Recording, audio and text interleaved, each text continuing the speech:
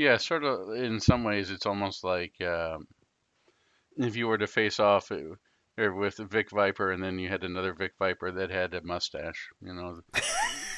Evil Vic Viper. Sort of along the same line. It's basically a palette swap, is what it is of your ship. Shoot the Core Cast.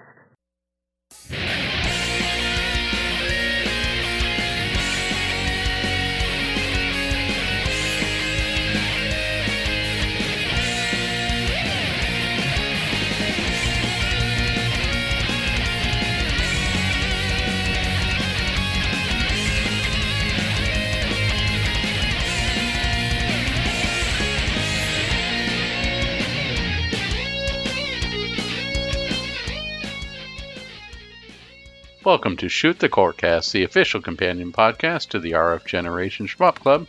This is a family-friendly shmup-themed podcast that tries to respect your time so we don't drag in and on and on and on. I'm Addicted, also known as Addicted to Shmups, and with me I have MetalFRO, also known as Game Boy Guru. We'd like to start up by giving thanks and give thanks to everyone at RF Generation with the community playthrough of the month and the playcast. We really appreciate the feedback that is given and the thoughts as people play with the Shmup Club game of the month and the great database and the additions to database and being able to catalog your games and know what the heck you're buying so you don't end up with 15 copies of winter games again. It's great. Great for that, and we'd love for anybody who wishes to join us. I'd also like to give a big thanks to Neo Delfino Productions. They had done a limited run of Heradius Zero, and they oversold on it, but the owner sent me his last copy of the game, and I've really been enjoying it. So thank you very much to that, and I'm really excited for the next venture, which I believe is Gunsmith Cat Girl. I'm looking forward to that. It's almost like a roguelite, but with mechs. That is a Famicom homebrew. If you haven't heard of Heradius Zero, you can still buy the Famicom version, which is pretty cool. And there's also a sequel, which is on the Famicom, and it uses a special chip to produce MP3 for the soundtrack, or uses MP3s for the soundtrack for the Famicom. It uses that enhancement audio, so it's really neat and interesting. Check it out if you haven't. It's a little bit simpler in the terms of their being based on the MSX game Heradius, but it's still definitely a fun shmup to play for the NES or Famicom. Pretty cool. All right. Well, if you would like to connect with us, make sure to follow us on Twitter at ShootCoreCast. You can follow me directly at GameBoyGuru. Join rfgeneration.com and please come join us in a Shmup Club playthrough. You can find the podcast via Linktree, linktr.ee/shootthecorecast, so you can get links to all the different feeds and all the places you can find us online. And speaking of which, if you would, please subscribe, rate, and review the podcast on your preferred platform. We do watch for those, and we have had a couple in the past that I've read on the podcast. So if you do a review, we'll probably read it. Yeah, don't forget Hash Brown, Shoot the Corecast. Yes, Hash Brown. Right. On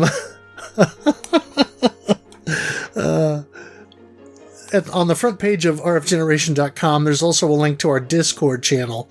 And we have a dedicated Shoot the Corecast topic there that you can come and participate there as well. Talk about the game of the month, post your high score, screenshots or photos, talk about shmups in general, etc. And then, of course, I'm always streaming the Shmup Club Game of the Month, so you can check me out at twitch.tv/GuruGameBoy to come join in the fun and watch the Game of the Month there. Definitely a lot of fun to do that. Yeah.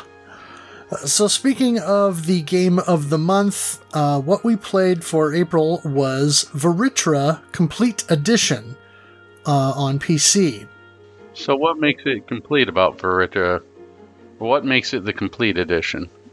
I think it's because it's an expansion of the original game that was on mobile, which we will get into here momentarily. Before we do that, we did have a question of the month that I put out on Twitter, and we got a few responses to that. So, Vritra has a story based on elements of Hinduism. What subject matter do you think would be interesting to explore in the context of shooting games? So our first response came from Pony Tatsujin, who says, I know this has been done before with Philios, loosely, but would definitely like to see more Greek/Roman mythology being used. And I mean strictly Greco-Roman mythos. And yeah, I mean, there's been elements of that in games like Philios, or Legendary Wings, or one could even argue Gynog, or Wings of War.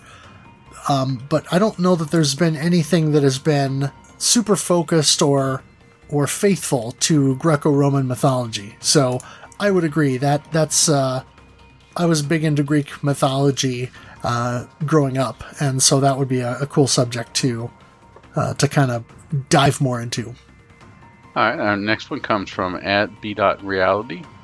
I don't know if it's been done before, but a time-traveling pilot sounds dope.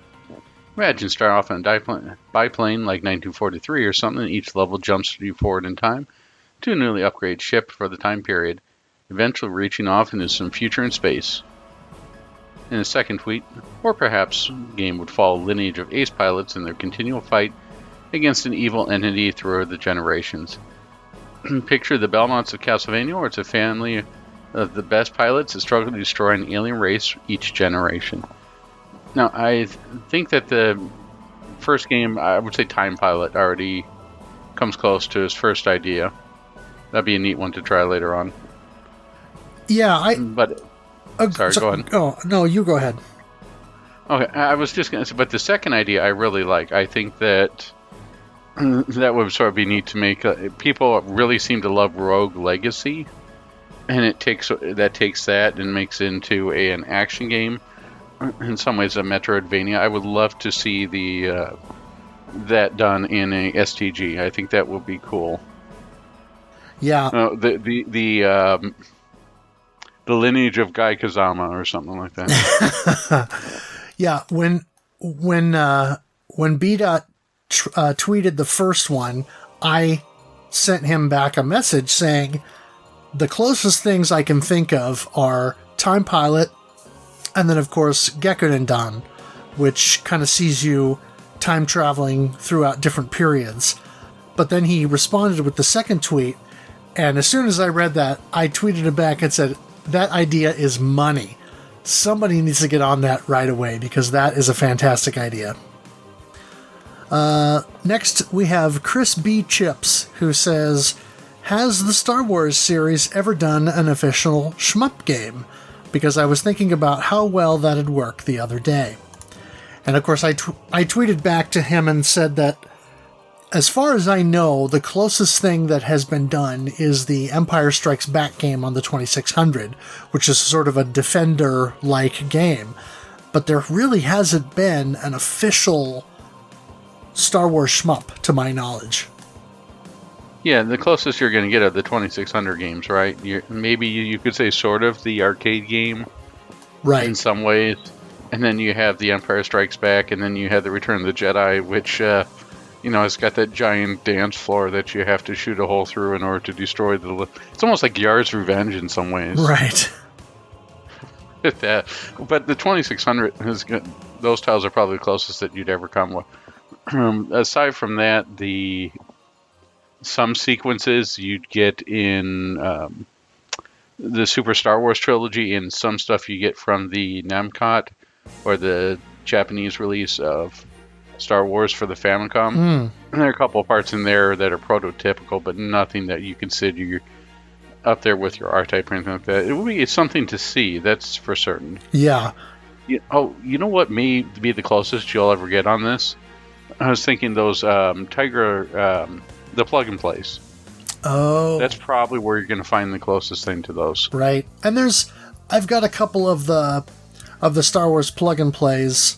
I don't remember if Jack's Pacific did them or who made them, but one of them looks like Yoda's head, and then the other looks like Darth Vader's bodysuit. And those have real janky, kind of bootleg quality Star Wars games. There may be a couple of shmups in there, but they're not good. So it would be nice to see something official that would be Star Wars shmup. I mean, at the end of the day, you've got the Rogue Squadron series, which, yeah, they're not shmups, but it's the idea of shmups, but just done in a first-person or third-person kind of perspective. So that's probably as close as we're going to get, but it would be nice to dream about that. All right, our next one comes to us from @JohnPV. What about Norse? Just thought about Thor flying around shooting lightning and throwing his hammer. Maybe a Mistborn game where you play a coin shot, or maybe a full Mistborn shooting coins. Or Superman-like characters, since Supes doesn't kill, firing laser beams from their eyes. Or, what about those shrimp there? The most powerful punch that superheats the water around it. A game based around those sending out shockwaves from your attack?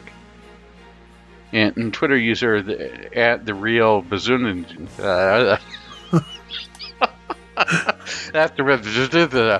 Twitter user @TheRealBaruzindi noticed that it was a pistol shrimp. Yes.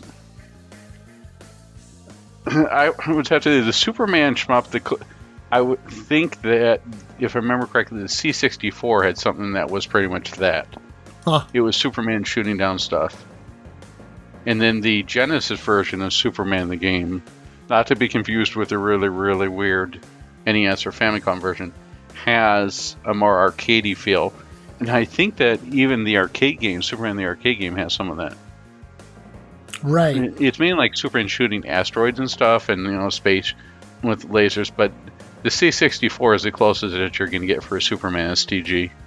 A shrimp STG. Now that sounds good. I would like to see more crazy seafood in a world where a finger can be a STG hero, and you have something with a finger, or just crazy stuff in general. I would love to see a STG equivalent of Octodad. Let's go for it.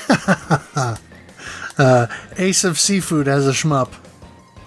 Or like... Well, it sort of is in some way. The reverse some of might the... say... Sorry, I was going to say some might call it a masterpiece. Oh, yes. Or like the reverse of the Darius series, where instead of playing Proco and Tiat, you're the shrimp trying to take out the like you're the boss trying to take out these pesky little ships that keep shooting at you. It sort of sounds like, in some ways, a reverse EDF, right? Right. China. I mean, EDF had its own thing too with the STG, and so did what's that one? Is it wrong to pick up girls in a dungeon, or what? I think that's close to the name. Yeah, or is it wrong to shoot 'em up girls in a dungeon? Yeah, there's so many different things that this genre can just go to. But I mean, heck, we have the newest Toho game. What's that game? Toho 21 Incessant Pudding? No, I'm sorry. It's Unconnected Marketeers. Yeah. That game in itself, I mean, can prove that just about anything can be made into a STG, and a lot of times some great creativity is born out of that. I was playing those Toho games, and they are not they're not noob friendly. They kick my butt, and I keep coming back for more. Or even, what's that game that's like Ketsu that Mark MSX always likes? Oh, Battle Traverse. Battle Traverse. I mean, the stuff that comes out of independent developers is great, and I hope that we see more of all these wacky ideas, because you never know what's going to stick and make it a fun game to play. Right. Our last entry comes from Talk33, who says, "How about the eradication of the human race for the good of planet Earth, carried out by a neighboring alien race?" That's an interesting idea. Wow. Isn't that like Space Invaders? Space Eradication? Yeah, it's like a reverse Space Invaders. There's a game that plays close to that, but not fully. It's like we were playing Undercover Operative, and it was sort of a role-playing game. Sigma Star Saga for the Game Boy Advance. Oh, sure. That sort of straddles that line a little bit, but yeah, I think it's a good idea. I would like to see that as more of an offshoot. Like, Parodius series, for all intents and purposes, is done. But I would love to see maybe something done in the style of Otomedius, where I guess they had a Bacterian girl in there, but it wasn't quite the same. Right. I would like to see destruction. It's almost like a prototypical GameSack entry, and they always say, "Yes, you're saving these people, but I like to defend that these people are trying to save your planet, and you're the bad guy." Yeah. Yeah, I mean, in some ways, it's almost like a larger meta idea, similar to, on a much grander scale, to something like 1943. Because 1943 was interesting in that it's a Japanese company designing a game where you're playing an American or Allied pilot taking on Japanese forces in the Pacific Theater during World War II. And so it's kind of interesting how 40 years after the war, you've got these designers who are sort of making this game looking from the other perspective, looking at it from the other side of the coin, so to speak. And so I could see that as kind of a larger meta-narrative version of that, where you're playing an alien race wiping out life on Earth or humanity or what have you, in sort of a, I'm not even sure what to call it, a sort of, yeah, it seems odd to me right off the top of my head, but being part of the human race, I'm kind of attached to myself, so the idea of being wiped out doesn't appeal to me that much, but I kind of understand the idea of it, as a narrative device. Yeah, I think where it would really work well is if it's an offshoot or done in the style of Destroy All Humans. You've got that 50s camp. Sure. Or like with EDF, where it would play really well. Right. A bit maybe tongue-in-cheek, self-aware kind of thing. We have that. It's called Parodius. Right. Yeah, for me, the one that I would like to see is Egyptian mythology. We've seen bits and pieces of that in a couple of different games, like in Sector X or in Hellfire, but there really hasn't been anything that focuses in on that. So we have something more recently like Pawarumi, which is sort of a alternate future kind of thing where Aztec civilization continued to flourish and then became really advanced, and so you've got these craft that can fly around and shoot all these various energy weapons and things. And so something like that I think would be interesting to explore, and either doing it in that kind of alternate future sort of way, or maybe even in an alternate reality or fantasy type of way, where you're playing some kind of some kind of person or something that is standing up and fighting against Ra and Nefertiti and some of the other Egyptian gods. That would be kind of a cool idea, I think.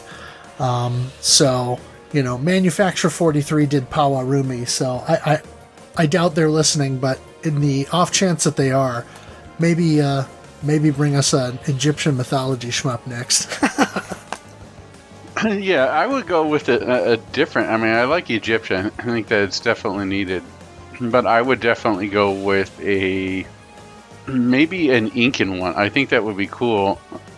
The Sierra games, Inca and Inca 2, were definitely out there and experimental. and interesting. If you ever look at the intro for the first Inca, it's out there. But I think a STG where you're playing El Dorado, maybe riding a giant pan flute in order to, or say your ship's a giant pan flute, and in order to destroy the conquistadors, will make for an interesting game. It strikes me very much in the vein of Jamestown. You know, they could even keep the old jingle where the steak, it's what's for dinner jingle at the end. Well, maybe they can't. But I think something based upon Incan mythology, something maybe where you're just fighting conquistadors who have come to take over your land, where you are El Dorado, will be a good style for an STG. And certainly get all sorts of bosses out there, and you know, Xevious had your Nazca lines, Gradius had your Moai heads. I am certain that you could come up with several different weird things for a game of this stature. Sure. Yeah, I mean, I could kind of see that in a sort of a Jamestown vein, or even something like, Cloudmaster or Chukatai Sen kind of a thing, where it's sort of based upon the Journey to the West sort of storyline. So yeah, I think that would be cool. Yeah, it could feature music by ZZ Top. Well, thank you everyone who participated with us and answered the question for us and gave us your thoughts. Yes, thank you to all who replied and took the time to fill it out. So let's shout out the participants for the game as we lead into discussion here, which this month it was pretty slim. It was you and me and B.Reality, and I think Geriatric Danmaku might have jumped in just briefly. So, starting out, the game, basically, Vritra began life in 2016 as Mugen Vritra, and it was done by a Japanese studio called MetalFRO, and it was released on mobile platforms, so Android and iOS. And essentially it started out as an endless horizontal scrolling shooter where each run would be a different experience, and the difficulty kind of ramping up as you go along. MetalFRO themselves started out in November of 2016, and they are from the Kanagawa Prefecture area of Japan, which is, I think, south and west of Tokyo. MetalFRO, the name, is a portmanteau of Neo and Retro, based on what I found on their website. And they have developed a couple of other mobile titles, Q Arizu, which is a puzzle game, and another game called Starmate, which is a sort of puzzle adventure. They also have a twin-stick shmup that is in development right now called Never Awake, which is supposed to be not only on Steam, but also on all current current consoles, that is supposed to be releasing early next year. And based on what I saw on their website, it looks like there are two main employees. And it says their business is planning, system design, development, and sales of websites and game applications, planning, publishing, and sales of publications such as books and CD-ROMs, production of illustrations, CG, advertising media, etc., and all businesses incidental to the preceding items. That was the translation of the information about the company on their website. Yeah, so it's one of those where everybody wears every hat. Kind of, yeah. Now, Mugen Vritra was expanded to a full game with the release of Vritra Complete Edition on Steam in 2018, and of course that's what we played this month. The original Mugen Vritra mode is unlockable in the game, along with a caravan mode, or score attack, called Setsuna Vritra. And then just last year, there was an updated version of the game called Vritra Hexa, which was released for the Exa Arcadia arcade platform. And that includes the new Hexa mode and then also the Caravan mode. And the Hexa mode has some new stages. It has a new intro stage. And then when you complete that intro stage, then you can kind of choose your path. And so it branches out into different paths, not unlike a Darius style game. And then that includes some new enemies, some new bosses, a new arranged soundtrack, and then some tweaks to the weapon system, including a couple of new weapons. The main game that we played consists of 5 stages, and then culminates with a final fight with the dragon Vritra itself. Right, that's on standard difficulty. If you play on expert or above, then you can get to the TLB or true last boss, which is called Vritra itself again. Yeah, Curse Vritra, which is like a smaller version of the dragon with different attacks. Yeah, sort of. In some ways, it's almost like if you were to face off with Vic Viper, and then you had another Vic Viper that had a mustache. You know, evil Vic Viper. Sort of along the same line. It's basically a palette swap, is what it is of your ship. Kind of, yeah. I mean, it looks a lot like a slightly larger version of your character, but with different attacks. And as we alluded to earlier, some of the elements in Vritra are based on elements of Hinduism. So Vritra is a serpent, demon, or dragon in the Vedic religious texts, and is representative of drought. And of course, Vritra is the main antagonist in the game. And then drought or darkness. Right. And then Indra, the character that you control, the protagonist, is the Vedic equivalent of Zeus, or a similar kind of king of the gods or ruler above all the gods, and serves as the god of lightning, thunder, and rain, and according to what I was reading, also the god of war. And Indra is also important in several other Eastern religions as well, under various names.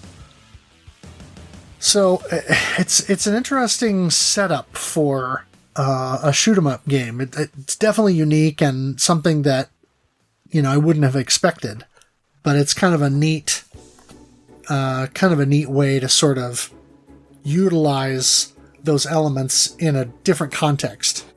Yeah, it's definitely better than your standard fare. It's something fresh, and it's been iterated upon and refined, which was definitely nice to see. It was really interesting to see the progression. As stage 1 seemed sort of normal, and then we started getting on to stage 2.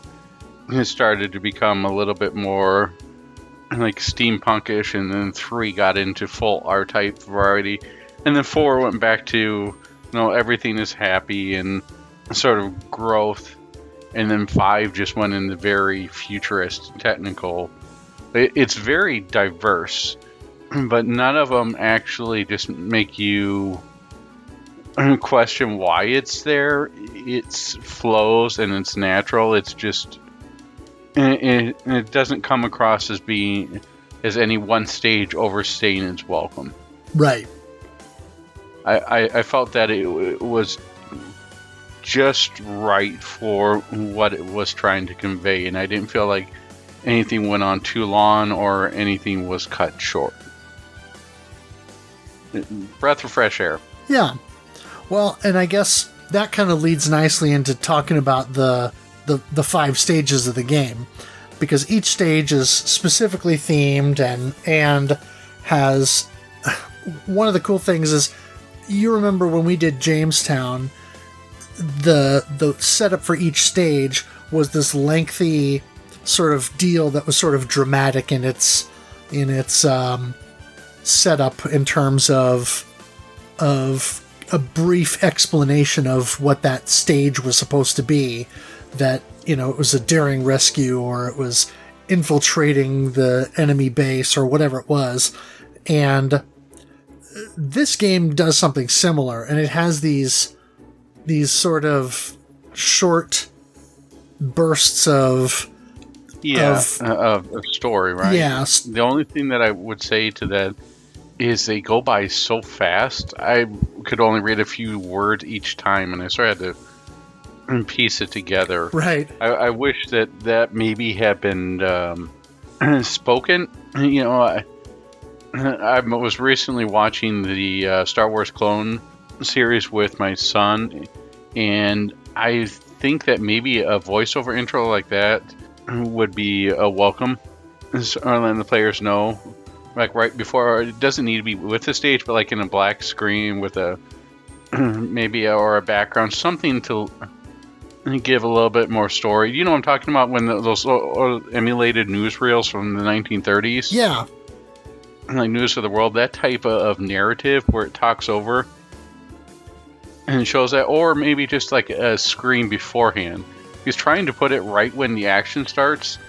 It really makes it hard to read that. Even though I enjoyed what it said and it added to the game, I couldn't do it as I was trying to deal with all the popcorn appearing on screen. Right. Yeah, when I went back to get the descriptions, I actually had to go back to my run of the game, my last run of the game, and get to where all of that was on screen and then pause the video so I could read it. But I do think that they're fairly well written, and they're kind of interesting. And so, like stage 1, the prologue, it says, Indra soars across the sky. The screams of the people and the darkness engulfing the sky are signals of the monster's revival. Indra's sole purpose of being is to destroy that evil, which threatens to swallow the world whole. I kind of appreciate the drama of it and the sort of gravitas that it's trying to convey in these descriptions. Yeah, they're good stuff. It's just not really well placed. When there's a lot of action that immediately starts with any stage, and if you're trying to read the screen, you're going to die. So maybe just put them on their own screen. Yeah. And then have it spoken, or just have it on their own screen with some background or something, changing background or something like that. It doesn't need to be overly complex. Just enough to convey the story, because it really does add a lot to the game. Right. And I do think that a spoken word kind of prologue for each bit actually would add a little bit more depth and, as I said, gravitas to the proceedings, and make each stage feel a little bit more like, oh, this is like serious, what's going on here. Yeah, it's a lot better than making up stuff in your head. Like one day Vritra was strolling through the forest picking daisies, and then he stumbled upon this. It certainly gives a lot more intent to the story, makes you more invested, and I don't know where I'm going with this, but you can cut that out later. Well, yeah, I mean, but the nice thing though is the descriptions sort of give you context to what you're doing. So like stage 1 is a prologue. You're just flying through the air, you're taking on enemies, and then you sort of come up along the ground toward the end to fight Scorpio, which is the first boss. It's this giant scorpion thing that has this red, I don't even know what you call it, like an orb that's embedded in its shell that it reveals once in a while, and that's its weak point. And it does this thing where it lunges its tail at you and shoots lasers and things like that. Well, it would be remiss or disappointing if they went with the STG staple of a giant enemy crab with a weak point that you could hit for massive damage. Much better use a scorpion. Right. Or like stage 2 is called the Steel Guardian, and it explains that basically was a battleship that at one point was used to protect the citizens from demon invasions. Well, now the ship has become infested with monsters that are helping Vritra, and so you fly into that ship looking for Vritra, trying to take it out, and then you face this giant spider at the end called Spydra. And then stage 3, in which the game becomes Salamander or R-Type. Right. So then you fly inside the ship. Boy, does that music take a weird turn, but it's a nice weird turn. It goes from very symphonic to just really... it's not quite techno. What would you call it? Upbeat electronic? Yeah. I don't know. It's hard to describe, but stage 3 you're inside the ship, but it's very biological, and so it explains that there are fibers everywhere, cellular fibers that are from Vritra. So it's like Vritra has infested the inside of this battleship. And so you're flying through it and, going there. Well, then that turns out to be a dead end. So then you're in this ancient forest. And as soon as you go there, you're just being attacked. And so it's like, oh, okay. So obviously they were waiting for me and I'm on the right track. And so then I forgot to mention stage 3. At the end of stage 3, you fight this Vritra clone, which is very much a Dabkeratops homage. Since you said R-Type, basically the boss of that stage is the boss of the first stage of R-Type. Right. And then in the Ancient Ruins, the stage 4, the boss is called Garudia, and it's this sort of large flying insect thing with 2 smaller drone insects that help it's a bee from Dodonpachi too. Right. And then stage 5 is called the Sealed Ancient Empire, where it's like you followed Vritra and now you're flying through this ancient civilization, but it's advanced technology, so it's kind of like an odd thing, but it reminds me of the Cube stage in Gradius 3 mixed with some of the sort of retro future kind of stages in other shooting games. Yeah, it's the stage 5 is very retro future stuff. Everything's got very clean and shiny surfaces that you'd see on there. There's lines of energy flowing through stuff. It's similar to what you see in the futurism that people were expecting, everybody's wearing one jumpsuit type look that you got from the 1950s futuristic look, or some of the stuff you see in Detroit Become Human. Right, or like Tron. Yeah, I mean, everything, Tron is a good example. Everything is you got one look, and then you have your energy lines going through it, and I mean, or anyone who's played a lot of the Assassin's Creed games, when you're playing in the vault, that look, it's the same look that you have, and it may be stereotypical, but it does communicate very well.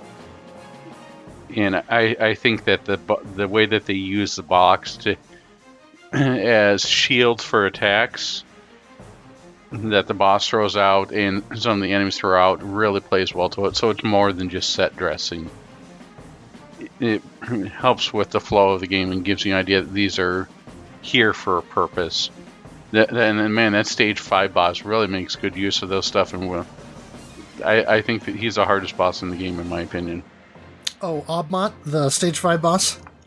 Yeah.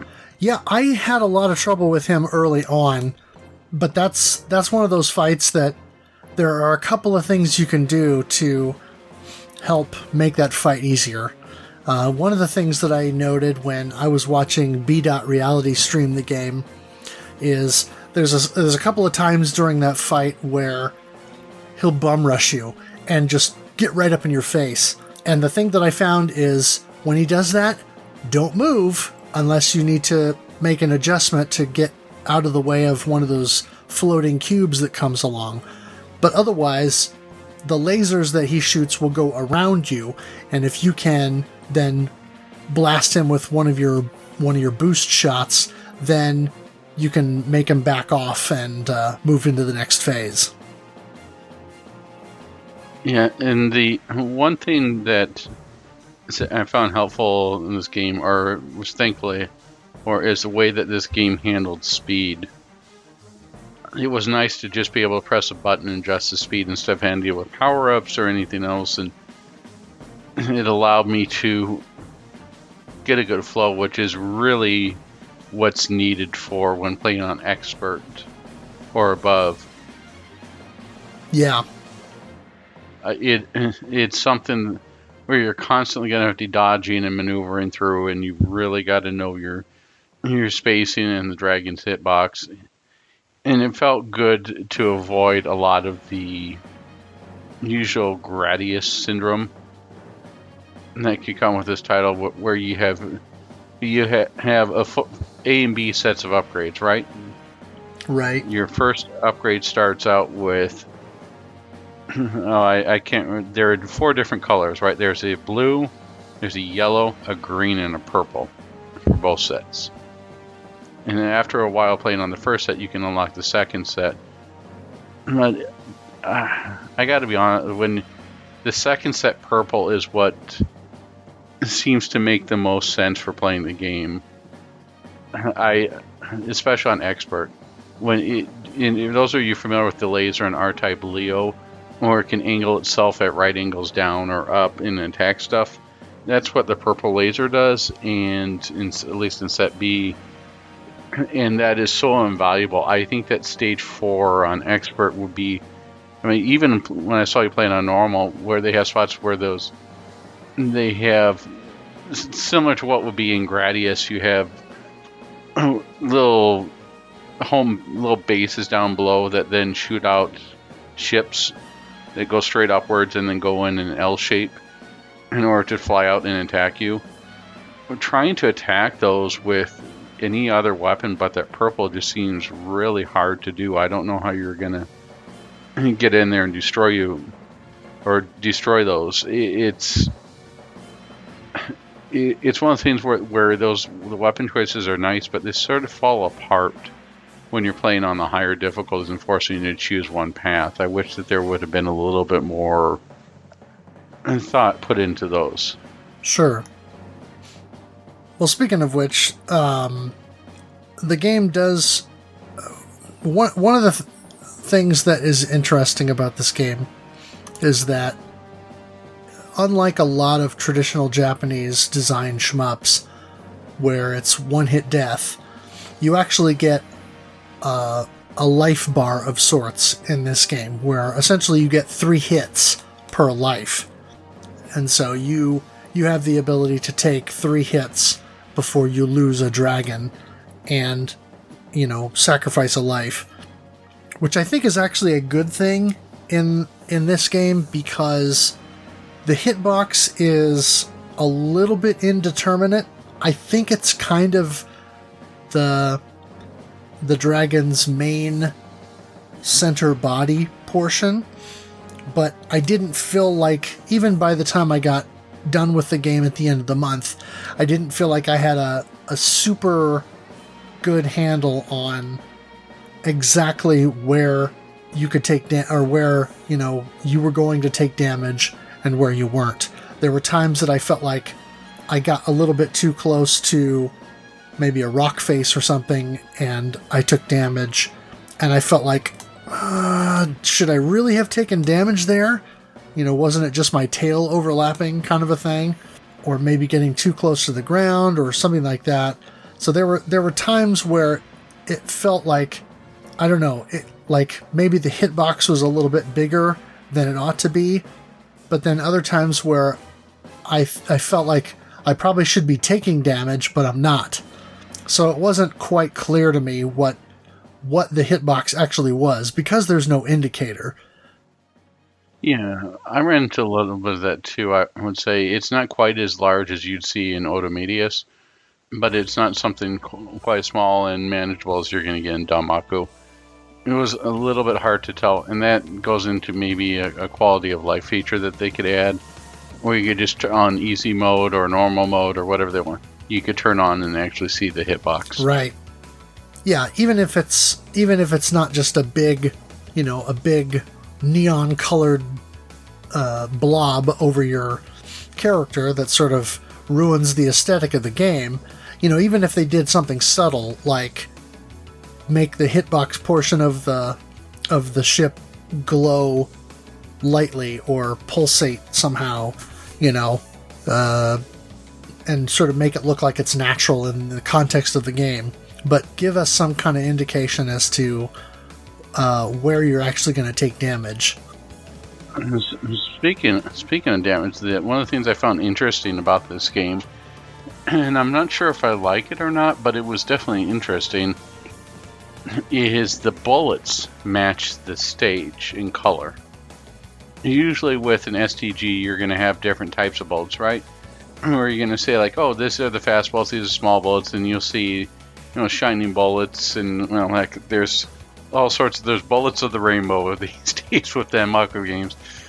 We talked about earlier with Battle Guregen how they had to change around because some of the standard bullets that you'd see were really hard to see, so they had to change them, and M2 made them in the PS4 release pink and flashing.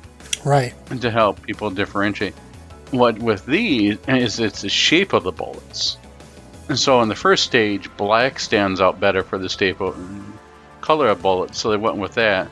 But the bullets that look like footballs, you can destroy, and everything else you have to dodge or use your little options to swallow up, similar to the way you'd use a force bit in R-Type. I thought it was an interesting choice to stick with the shape versus the color. And on stage 2, they're white. Right. Different. What are your thoughts on this? Yeah, it's an interesting approach. And then, of course, in stage... let me think. I think in a couple of the later stages, they start to vary a little bit more. But yeah, it's an interesting approach. I think from a visual acuity standpoint, it's probably a good idea.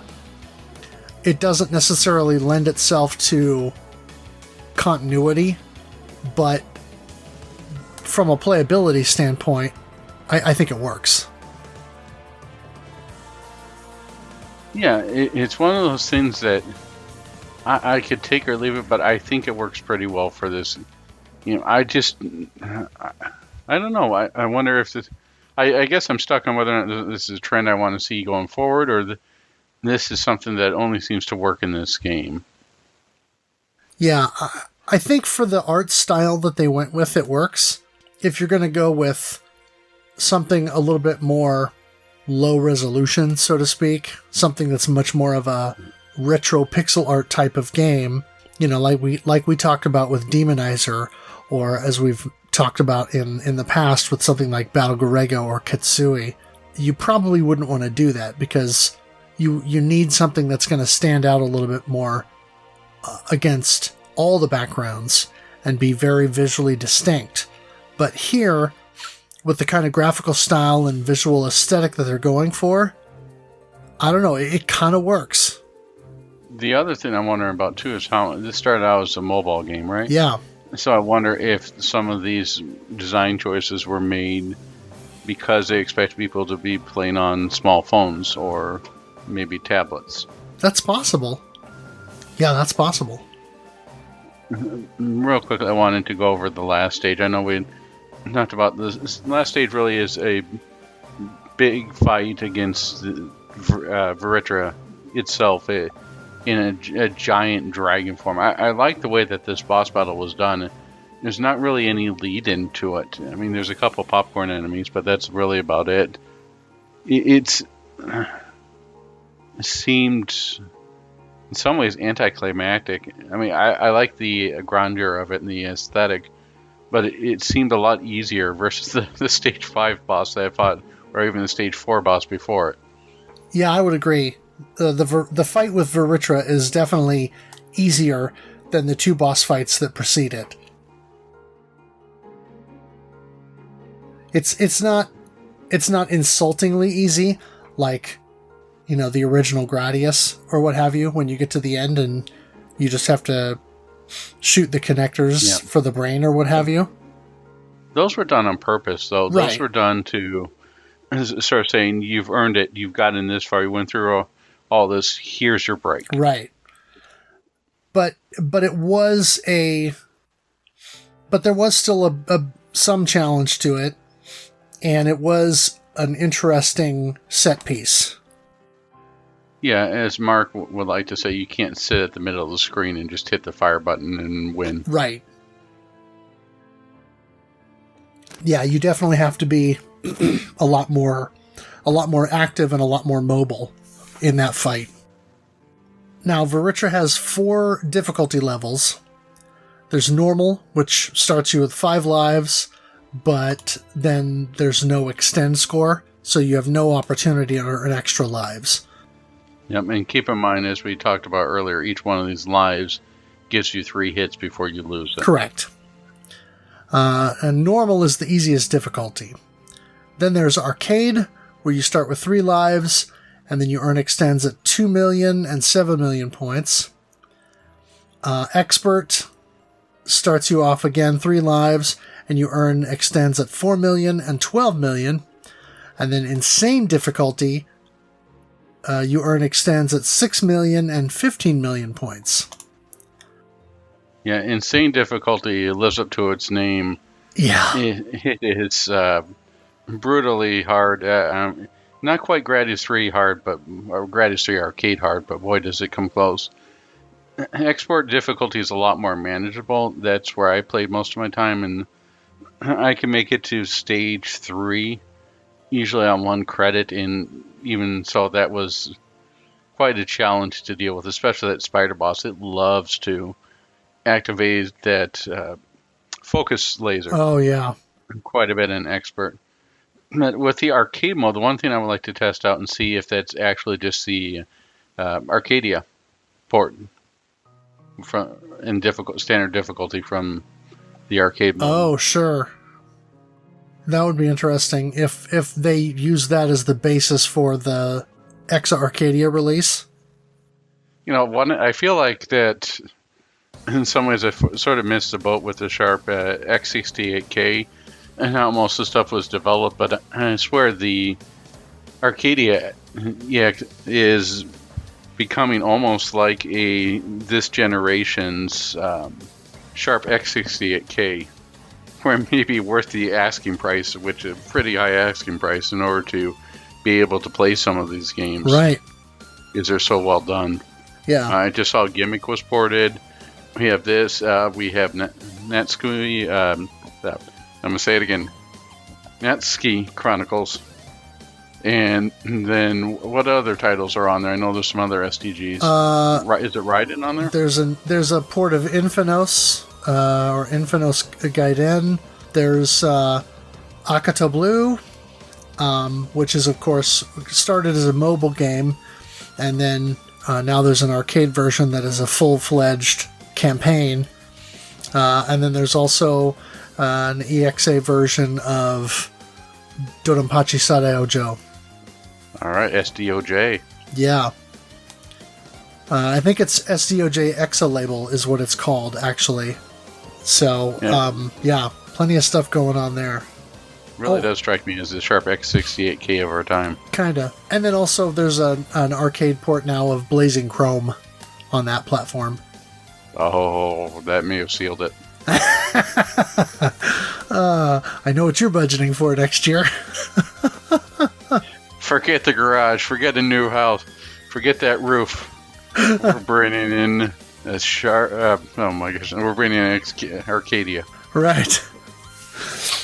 But yeah, Insane Difficulty lives up to the name. I messed around with that for a few minutes earlier, and I wouldn't say it quite reaches Danmaku or Bullet Hell levels, but there are a lot of bullets, there's a lot of revenge bullets, and you definitely have to be a lot more precise and intentional about your routing through stages, because you cannot reflex dodge everything that's in there. There's just way too much. Yeah, it's going to be more like in with your cave scoring routing. You want to make certain that you know exactly where every bullet's going to go, and it's just one of the things where you got to practice all over. Yeah. Again, and honestly, for most people, stick with normal. You'll have a very good time, and you'll enjoy the game and see everything it has to offer. Most everything has to offer that way. Right. Yep. The game uses a basic 3-button system. You got one button that's your auto fire, and then you've got a button that fires what's called the boost laser. Yeah, it's like your focus shot. Kind of, yeah. And then you've got a button to adjust your speed. And there are 5 different speed settings. I think the default is 2, maybe?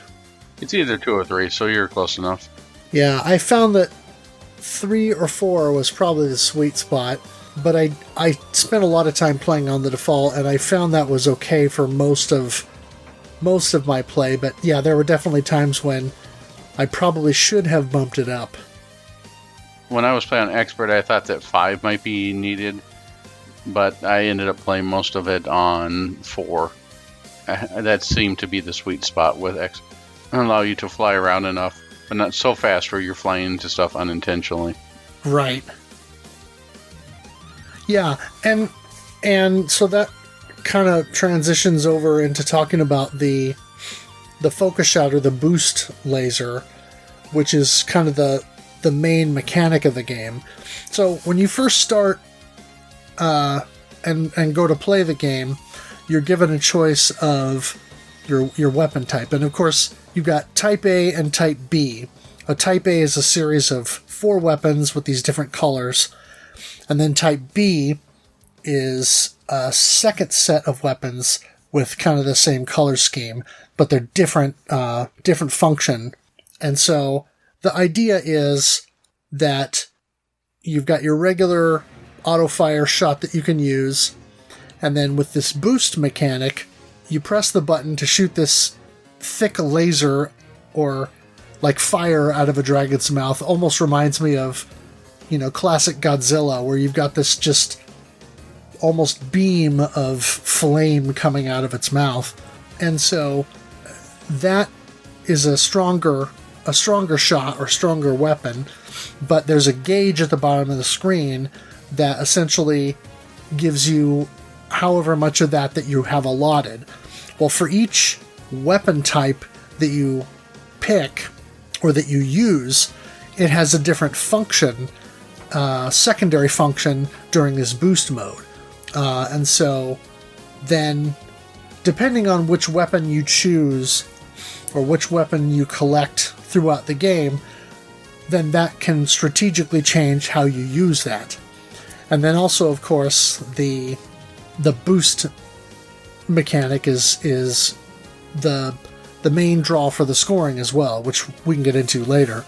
But so as you use that boost or secondary weapon, your gauge will deplete, and you can refill that by just firing your regular weapon, or you can also build that gauge back up by collecting power-up icons. So you're not actually changing power level. You just basically start out at the default power level, and that's all you have. So it's just a matter of collecting the weapon icons to choose which weapon type you want to use. Because you always have a standard forward shot that shoots out of Indra's mouth, but it's what your options are doing that is what these weapon icons change. And so for the Type A set of weapons, you've got a blue weapon, which is your default, and you have 2 options that are always with you. And so with that one, you have options that trail you like in the Gradius games, but then if you move down, they'll sort of move up above you, or if you move up, they'll kind of swing down below you, and they shoot shots that are similar to what you're shooting. And then, of course, when you fire the boost laser, it locks them in place and shoots kind of a smaller beam similar to what you're doing. The red weapon puts your options above and below and sort of places them behind Indra, and they'll shoot in opposite of the direction that you're moving. So if you move Indra forward, they'll swing around and shoot behind you. Or if you move down, they'll shoot up. And so it kind of does that. And so you can kind of swing that around and aim that in different places. And then when you use the boost, it locks those in place and then shoots out the shots from that angle. And it continues to do that while you're holding the boost button, even if you're moving. The green weapon will make the options rotate around you, and so that helps for deflecting bullets. But also, while you're shooting, then those options will glow green and sort of have a larger aura around them to make that ability to deflect bullets and damage enemies greater. And then when you use the boost shot, then it sort of sends those spinning options out in front of you then to damage stuff kind of as it travels forward on the screen. Yeah, it's like a wrecking ball. Right. The way that deals with this. I initially tried using this is I like the way it dealt with this sort of, I mentioned earlier in Stage 4 that we had some bases that were very much inspired or just copy-pasted from Gradius, where they would shoot out ships. Those were very useful for hitting ground enemies, and I thought that would be a good start. However, as we'll talk with here, there's some other weapons that unlock that seem to be doing a better job. But at least initially, this is where I would stick with. Yeah. It almost reminds me of when you use the boost mechanic and it sends the options forward. It reminds me of a slower version of like the Leaf Shield weapon from Mega Man 3. I thought Leaf Shield was Mega Man 2. Oh, you're right. It was okay. Mega Man 2. I want to make sure I'm not going crazy here. It's late, and I'm hoping the caffeine is still with me. Yeah.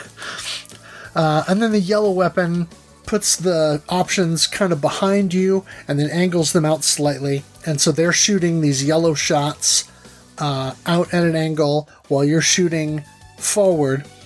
So it's sort of creating almost like a three-way shot. It's like a spread gun. It's what the yellow weapon is, a spread gun that comes out from your options. Yeah. When you use the boost shot, it does this cool thing where the options suddenly move up in front, and then they're doing like each one of them is doing a three-way shot at about like a 45-degree angle. So then you've got this huge swath of fire coming out from both of these things. So you're covering about a 70 or 75-degree area, if you will, with all of this fire, plus your boost laser. So I found that to be particularly useful, especially when if you can use it properly or time it right, you can get major DPS if you get right up into a boss's face or a larger enemy's face and essentially use the boost where you're putting the options right up against the weak point and doing massive damage all at once, in short bursts and things. So there's definitely some strategy that you can go for with that. And then the Type B set of weapons, essentially there's a blue S weapon, and that functions identical to the way it does in Type A, so there's no change there. Then there's the orange weapon, which fires angled shots similar to the yellow weapon in Type A, but instead it puts those options out front, and then they can sort of swivel behind you as you hit the button and hold it down. And so, I don't know, it's a little bit difficult to use and a little bit harder to sort of figure out. And then when you use the boost, it just doubles the amount of firepower that's coming out.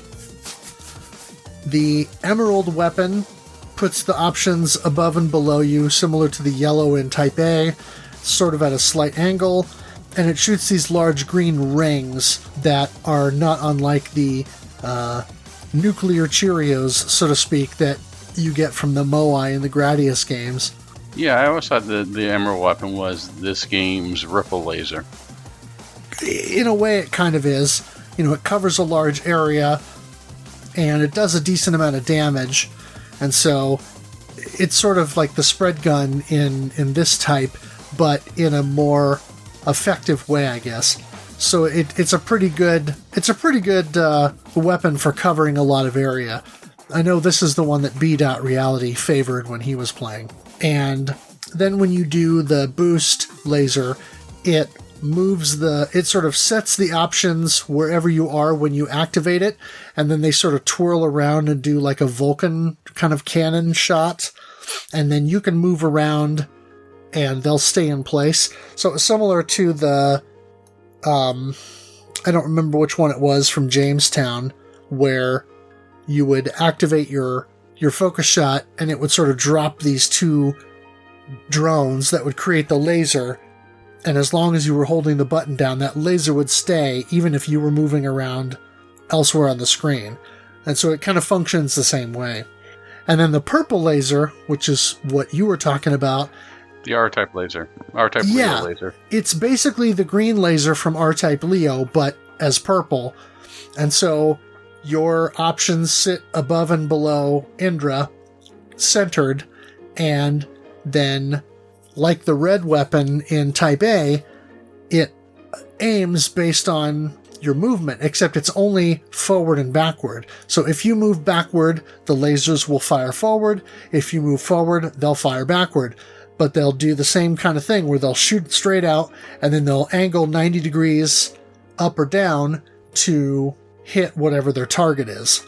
So it makes them very effective and good to use for picking off enemies and making sure that you're getting stuff on the screen. Now when you use the boost, those, instead of firing just small lasers, then that also becomes homing purple lasers that get much bigger and will sort of do this thing where they'll home in on an enemy, and if it's a larger enemy, they'll sort of sit and spin in place and just do damage until it's destroyed, and then they'll move on to the next target. Yeah, it's the thing I like about the purple weapon is it allows you to take care of your A's and your B's, your popcorn, and then your larger or mid-range enemies. And so you use the popcorn to take care of with the smaller fire, and then you use the focus in order to take out of larger enemies or medium-sized enemies pretty quickly. Right.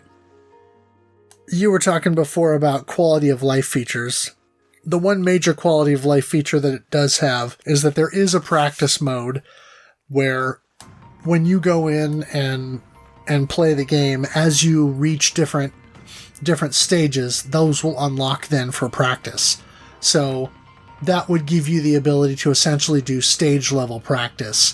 The one advantage to that in this game is that because there are no power-ups and because the speed is variable and you can set that, you're not dealing with Gradius syndrome at the start. The only thing that's different is that you're going to start with the blue weapon rather than whatever weapon it was that you had from the previous stage.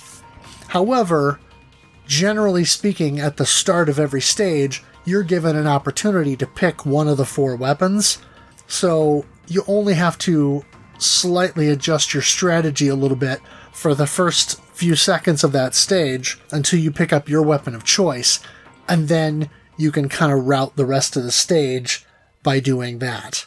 But I know you mentioned, kind of in our discussion, some other things that you would like to see, and so I'm curious to hear what other quality of life features do you feel like this game could really benefit from? First and foremost, I feel like almost any game these days you're going to get released on Steam needs a quick retry feature. I don't know how many times I've been like, oh, I messed up this run, it's my fault, let me retry it. It should be with pretty much every release. It's been driving me nuts, especially with this month's game of Gunbird, where every time I hit start, it goes back to whatever I put last. So sometimes I'll meant to just pause for a second and continue, but it's on return to title or something. It's just, it's one of those things that should become standard and isn't. really drives me nuts. And the fact that Vritra didn't have it was not as bad as Gunbird when it's driving me nuts, but it's definitely noticeable.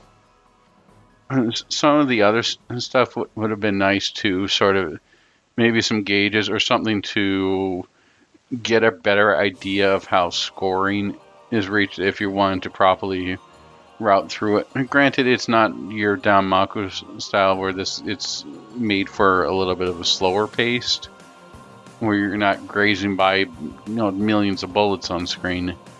But it would have been nice to get a little bit more information or to get a better idea of how much you're hitting on there. Maybe even like a lore section would have been nice too. A little bit, go to the R-type section and like, here's what this enemy is called. This is what's on here. Get a better idea of how the game is played out. I'm not saying you need to come up with like Encyclopedia Shootastica or STG-tastica or something like that in there, but just having something in there that gives a little bit about the enemy there. Do a quick restart. Have ability for people to see what's going on. Take a look at fighting games. Fighting games for years have now. Here's the commands you entered. Here's how much damage it took for on there. Like, can I get away with shooting this enemy twice, and then it dies? How am I going to become a master at this game, and what tools can I properly use? It is stuff that M2 does so well and love to see. But the basic quality of life feature that I love to see with any SDG release has to be quick restart. Because you're going to have those runs where you just do something dumb, or maybe you do something fantastic and you want to restart. But like, hey, I fantastically crashed into this the first enemy here. And you always laugh when people are... You ever see those videos where people try out Super Mario Brothers for the first time and they always hit that first Goomba? Like, man, that's such a beginner's trap, and then you immediately do it? Yep. That happens to all of us. It's just human nature. And a quick restart would help, other than having to go back through 5 menus in order to restart the game. Yeah, I would agree. I mean, if a game could be programmed in such a way that you could do a quick restart, and then as soon as you use a feature like that, then of course your score doesn't save to the leaderboard, or it's kind of, your score is nullified at that point. You can still see what your score is doing, but it won't actually save your progress when you're done. But that would allow you to do a lot more intentional practice, I guess. Yeah, it's something that's going to make people more invested in the game.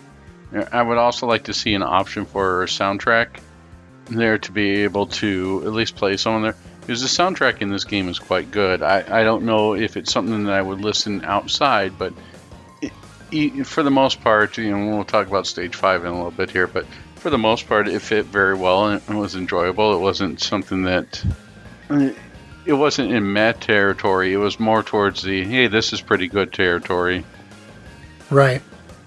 That's about all I would like as far as quality of life.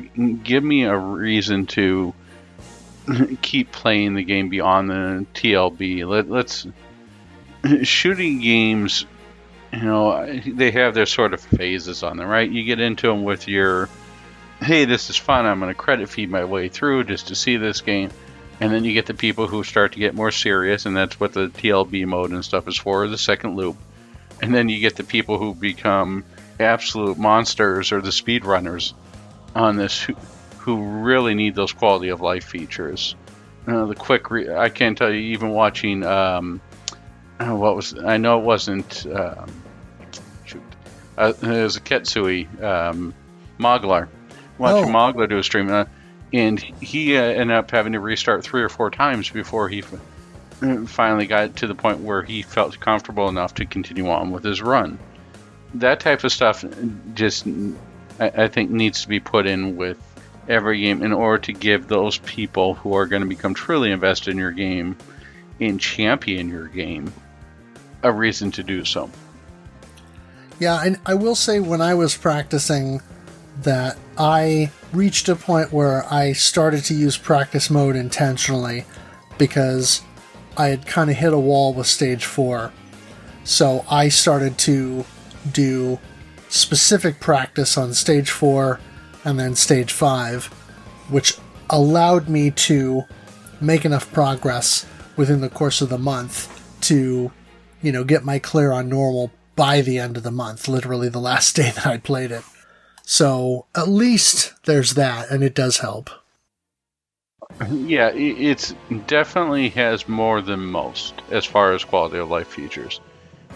But the fact that the M2 ports are out there and they set the standard really makes you start to realize how much more could be added in order to make it a complete package on here.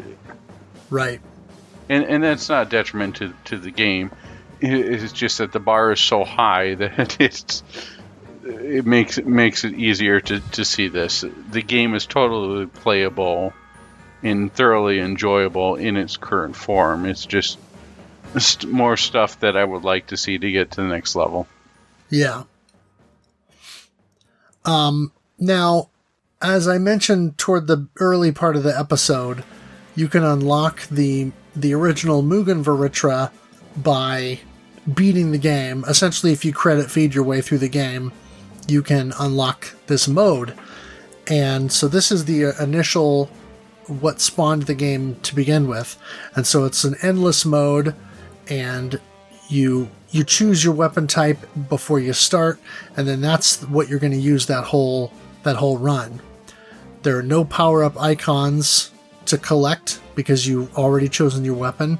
You get 1 life, and so instead, what the enemy carriers that would normally drop power-ups instead drop what's called a Mega Crush, which is a sort of pink icon that floats around the screen, and it's a screen clearing attack, but that it also refills your boost gauge to the max. So it sort of serves 2 purposes.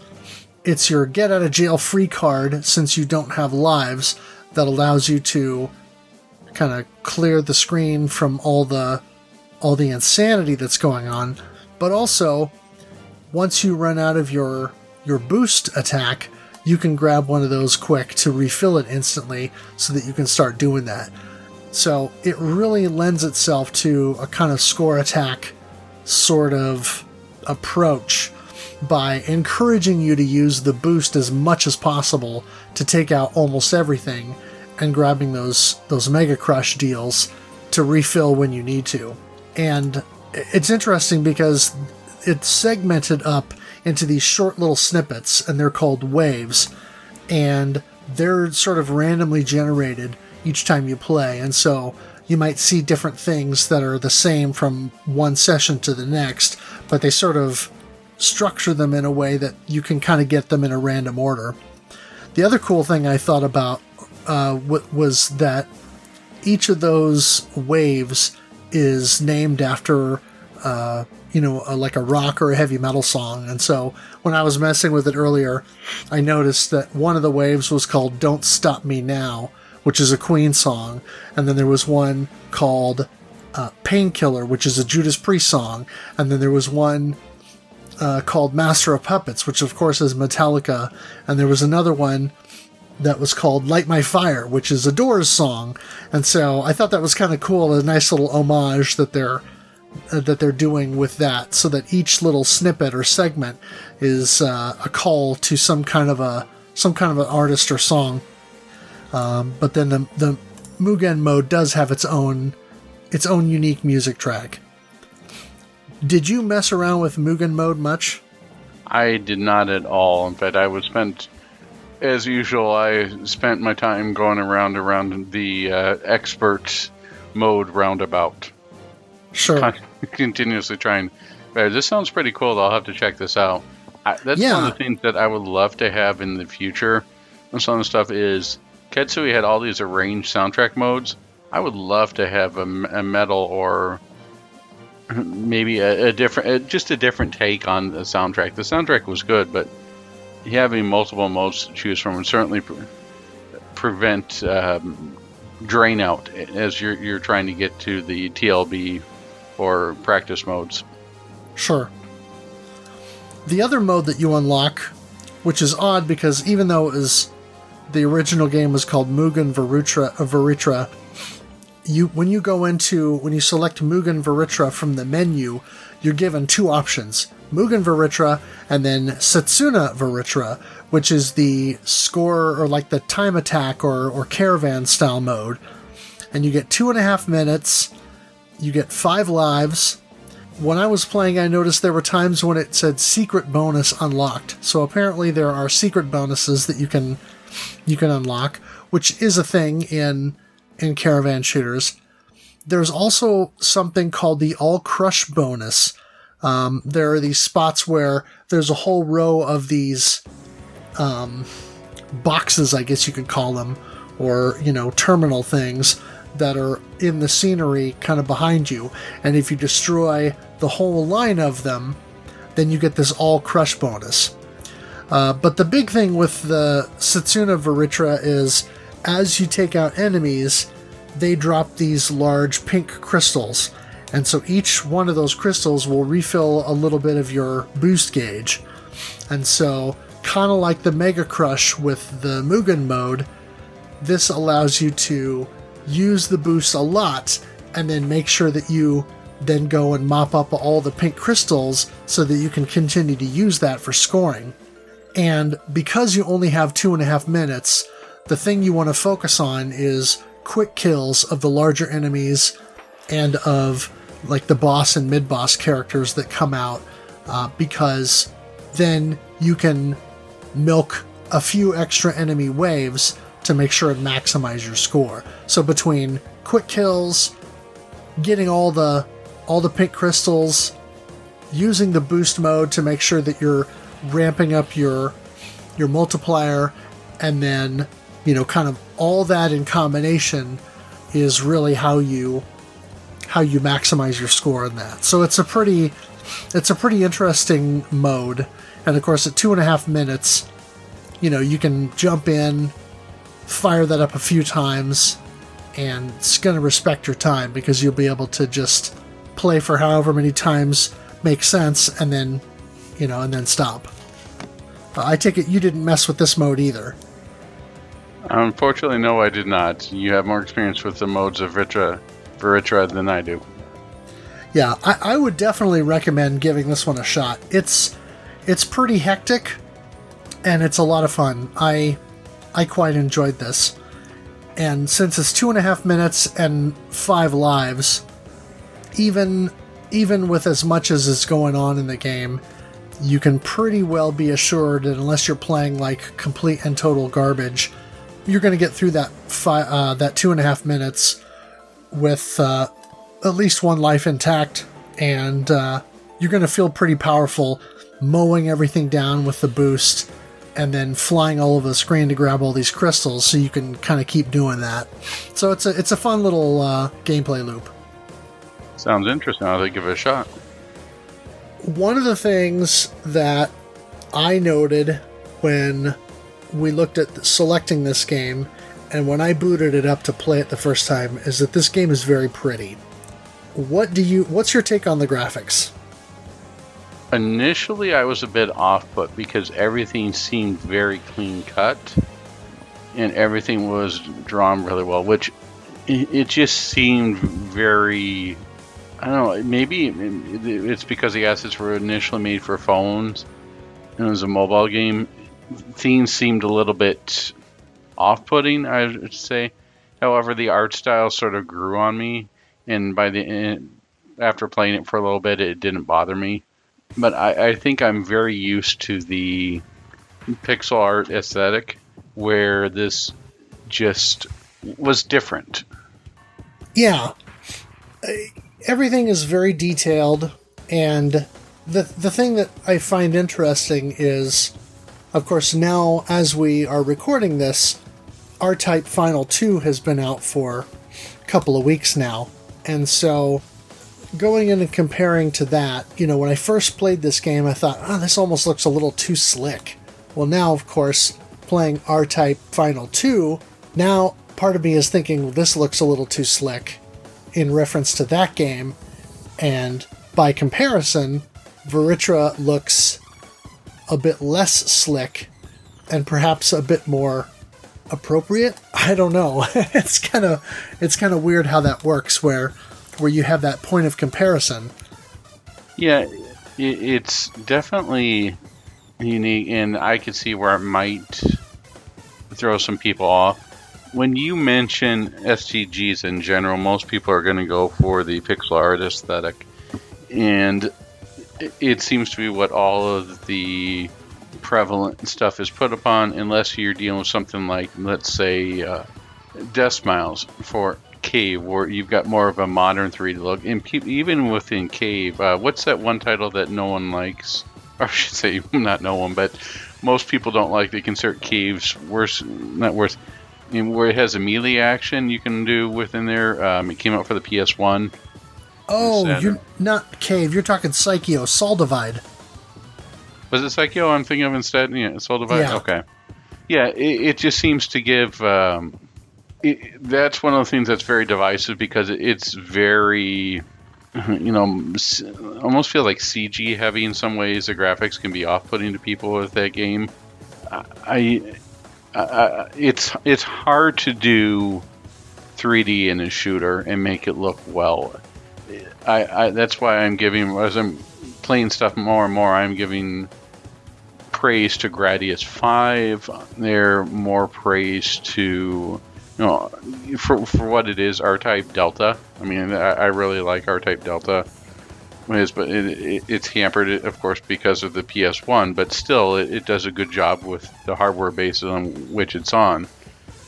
But 3D in shooters in general, just, I don't know, it seems a bit off, but it's really hard to nail down that look. Yeah. I do think that overall, the art style fits and kind of helps sell the concept of the game, even if in part things look a bit too slick or a bit too clean. I think in general it works, at least for me. Yeah, never once did I find myself going, this looks awful, or hey, it's just sort of like, oh, that's different.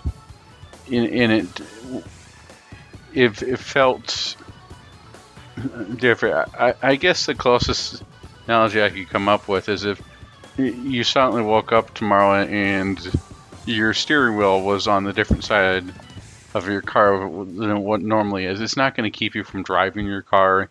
It's just going to take you a while to get used to. Just oh, that's weird, and then you get in your car and you start driving, and you're still driving the same. It's just on the opposite side. It's something that may keep people initially from the game, but it's not something that they should let them try. Definitely give this game a shot, even if you are a little bit apprehensive about the graphics. Right. I will say I thought the boss designs were pretty cool. Yeah, and by and large on there, I mean, the giant enemy scorpion / crab was very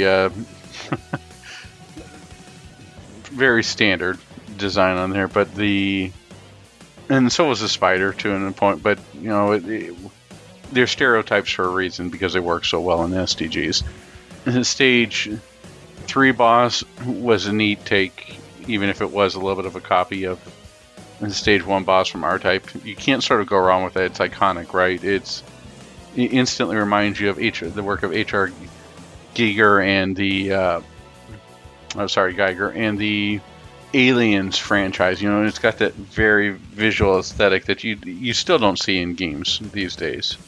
Very few games have gone with the R-Type aesthetic. And then with the stage 4 boss with the B, it fits its stage very well. It works. Looks like it could be something that possibly would. I mean, I jokingly said Dodonpachi 2, but it could be something that was in, let's say, a DLC for Futari. Or in Mushi. And the stage 5 boss fits in very well with what is in boss fight with Vritra, it's this huge black dragon with bulging eyes coming out at you in the boss fight, and that works, or was probably the most visually striking of all the bosses, at least to me. And so I definitely have to give them props there for making everything stand out. And yeah, I just think that the design choices for the graphics just took a little bit of getting used to. It's very well done, and I think it's just more on my personal preference for the pixel art aesthetic was why it took just a little bit for me to warm up to the game. Sure.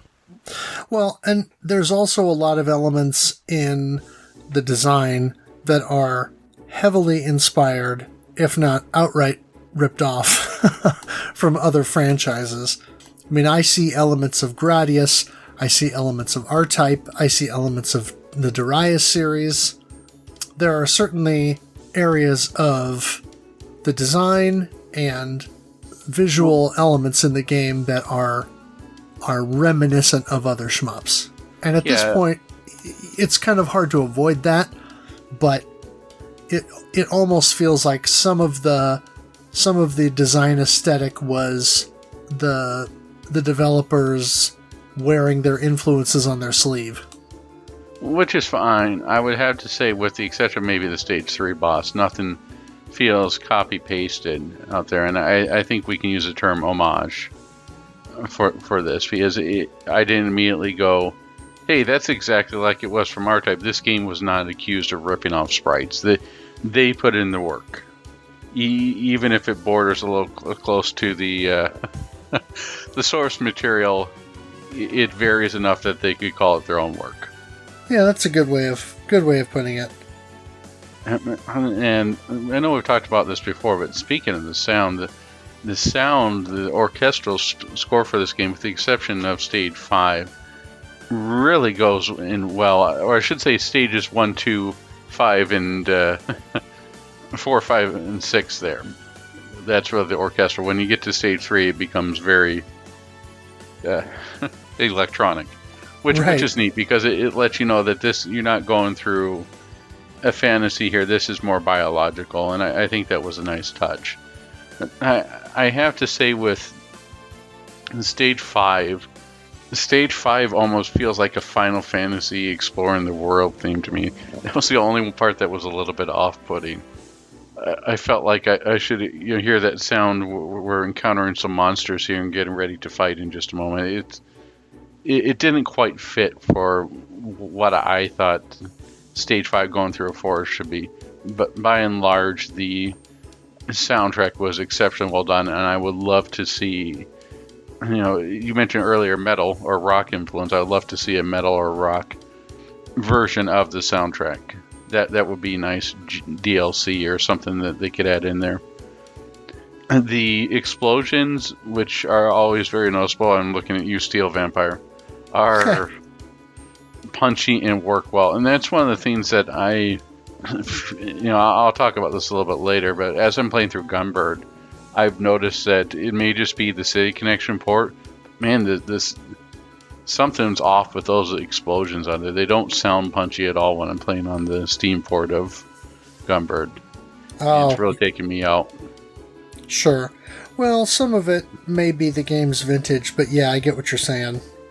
It's nowhere near as bad as Steel Vampire, though, so not everything will blow out your speakers. Right. So, yeah, the shot sound was slight, and it wasn't something that you're going to hear, pew, pew, pew, pew, pew, pew, and then all of a sudden, that's all you hear. It was very well balanced, and I'm certain you could think of some games where your shot sounds like a jackhammer. Right. Yeah, I think some of the sound effects, like your shot sounds, they're pretty understated, but I think that works for the game because it's not like Steel Vampire where it's not blowing out everything else. It's allowing the atmosphere of the music and some of the other sounds to kind of carry the weight. Yes, and speaking of some of the sounds, we've got some neat enemy sounds. Like the Scorpio boss stretching stinger. In the expert modes, you have to listen to that sound, as if you're busy dodging all of the other junk that's thrown on all the popcorn, and you know just by that sound when it's going to strike. That to me is a hallmark of good game design. Or take the helix laser effect for the mid-size enemies in stage 4 and 5. Those are some other standouts. Right. Yeah, I love it when a game can successfully utilize sound cues to help kind of telegraph movement or let you know when there are certain actions happening. Again, because, like you said, where you're busy dodging or you're busy, routing here or there, those kinds of things help you to signal you, oh, I'm ready for this, or oh, now I need to do this, or oh, the boss is getting ready to do this. So then it sort of helps you to engage with the game on another level. I thought the score, aside from stage 3, was quite reminiscent of Radiant Silvergun or Ikaruga, in that sort of bombastic orchestral approach. I could see that. I actually quite liked it overall. Now, of course, stage 4 is less bombast. It's a bit understated. It has this sort of, I don't know, I'm not even sure how to describe it, but I quite like stage 4. Stage 3 is funky, but I like stage 3 a lot.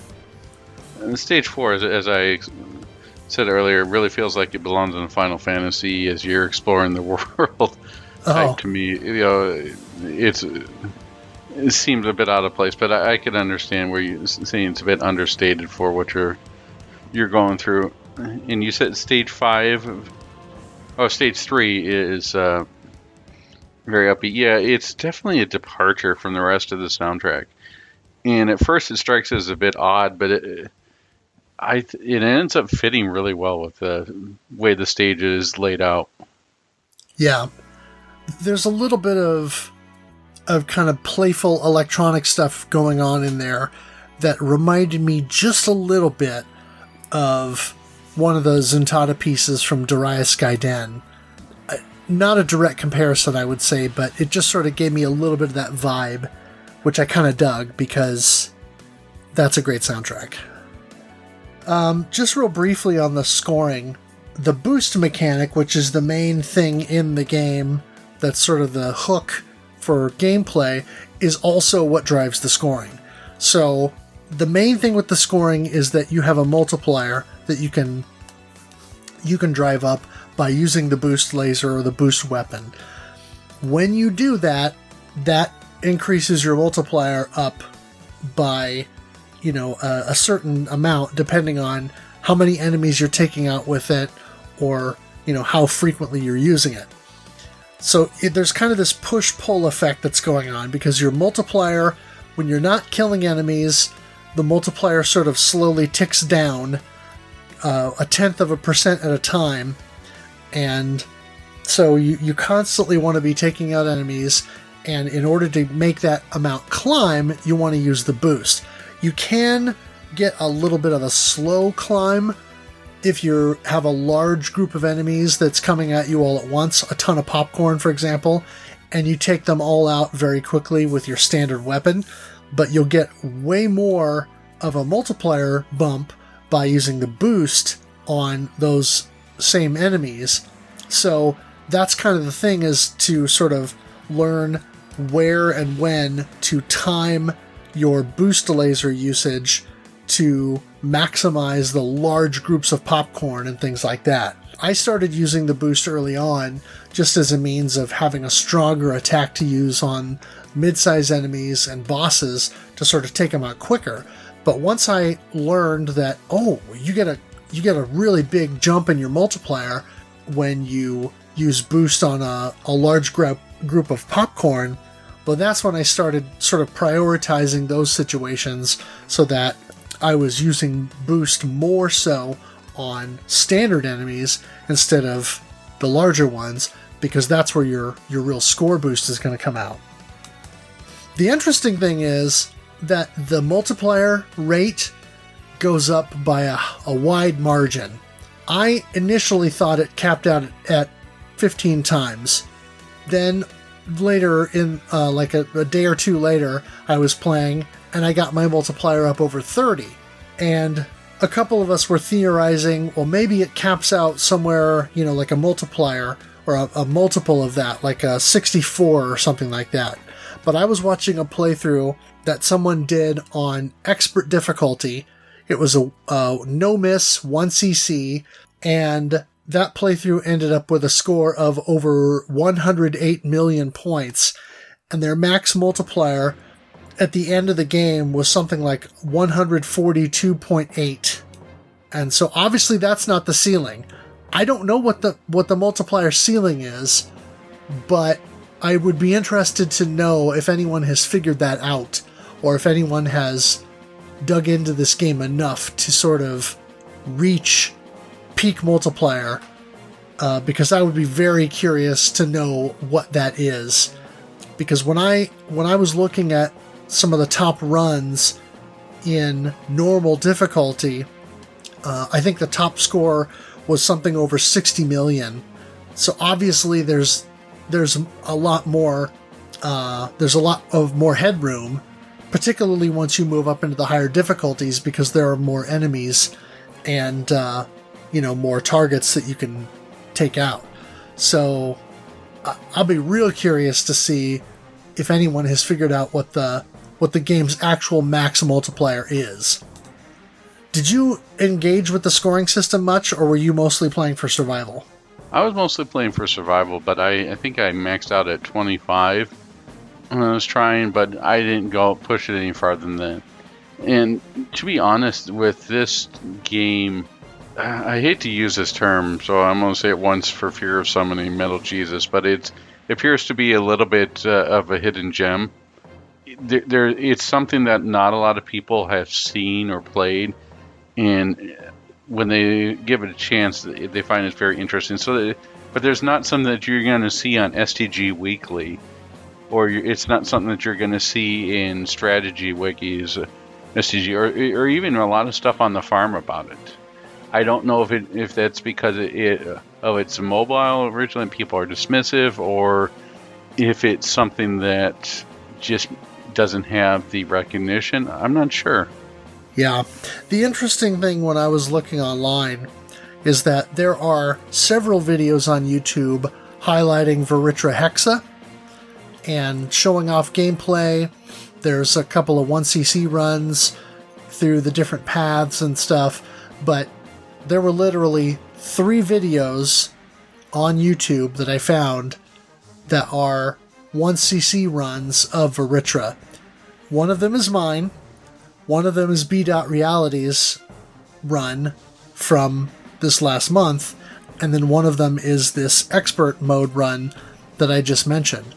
So, yeah, there's just not a lot out there about the game, and I'd say it's a bit of a shame, because I think it's without spoiling anything, I think it's worth a look. Yeah, I without spoiling anything here, I would definitely agree.